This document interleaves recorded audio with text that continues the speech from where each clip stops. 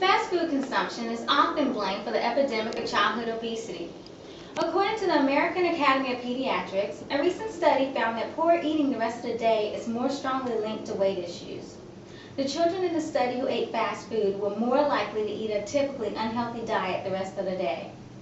Poor dietary habits and a decrease in physical activity are a few factors that are to blame for the increase in childhood obesity. Instead of imposing restrictions on fast food advertising targeting youth, the U.S. should focus on providing nutritional and physical education to our youth and families as a long-term solution. Restrictions are not the answer. The U.S. adopting a policy restricting fast food advertising targeting the youth will limit the exposure children have to unhealthy food, but will not prevent the children from consuming the food. It also will not prevent the parents of younger children from purchasing the foods to feed their family. The restriction will not teach the youth about taking responsibility for the foods they choose to consume on a regular basis.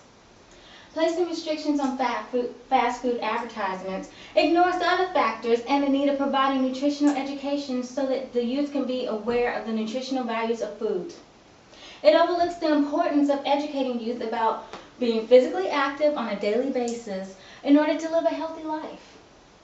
Some of the fast food restaurants have begun to offer healthy menu items, and they also have begun to provide nutritional values on their menu boards and literature that can be taken with you. Ultimately, it is up to the consumer whether they want to make the healthy substitution. Parents need to take the responsibility for the dietary habits they instill in their children. They should be positive role models by providing healthy nutritional food at home and teaching their children about making healthy food choices away from home. What is the real contributing factor? Fast food is the major source being blamed for the increase in childhood obesity. The Pediatric Academic Society studies reveal that other dietary factors, including daily dietary patterns in the home like low consumption of fruits and vegetables, and the increased intake of high amounts of processed foods and sugar-sweetened beverages were the bigger sources in the problem. Barry Botkin, a distinguished professor of nutrition at the University of North Carolina Gillen School of Global Public Health, stated in the American Journal of Clinical Nutrition, "Eating fast foods is just one behavior that results from those bad habits. Just because children who eat more fast foods are more likely to become obese does not prove that calories from fast foods bear the brunt of the blame. Children who consume fast foods on a regular basis tend to because their parents have busy schedules and they just don't have time to prepare healthy meals at home. This is one factor that is causing the increase in childhood obesity and needs to be addressed within the home. The silence on the playgrounds is the loudest it has been in years. Decreased physical activity is another contributing factor to the obesity epidemic in the U.S.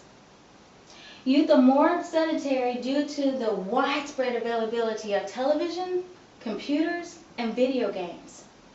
The National Health and Nutrition Examination Study shows that 26% of American children watched at least 4 hours of TV per day, and these children were less likely to participate in vigorous physical activity.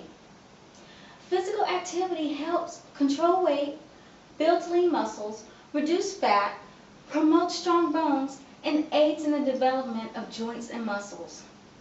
Physical activity needs to be promoted at home, in the community, and in school. First Lady Michelle Obama's Let's Move campaign aims to increase opportunities for kids to be physically active, both in and out of school, and to create new opportunities for families to move together. Encouraging children and adolescents to be physically active for at least 60 minutes per day is the beginning of healthy behavioral modification. Parents should become role models by increasing their own level of physical activity. They should also incorporate physical activities that family members of all ages can participate. They should encourage children to play outside in a safe, monitored environment as much as possible. I have discussed how poor dietary habits and decrease in physical activity are contributors in the increase of childhood obesity. I have also discussed why fast food is not to blame and given reasons why the U.S. should not adopt a policy restricting fast food advertising targeting the youth. It is not necessary for the government to regulate fast food advertisements in order for the nation to win the battle against childhood obesity. The battle to win the childhood obesity epidemic begins at home. The days of large portion sizes and clean your plate so you can get dessert are long behind us. Instead, parents should use the same tool of substitution at home. If your child's favorite meal is chicken strips, substitute it with baked chicken strips. You do not have to say goodbye to the Happy Meal. Make it a once-a-month treat. Then choose apple slices and fat-free chocolate milk in place of fries and sodas. Limit your child's time on the computer and with video games. Instead of family wee night, have family bowling night. Go for a walk with your family after dinner. The goal is to decrease caloric intake and increase physical activity. If families would promote this plan in their household, we as a nation would be one step closer to winning the battle against childhood obesity.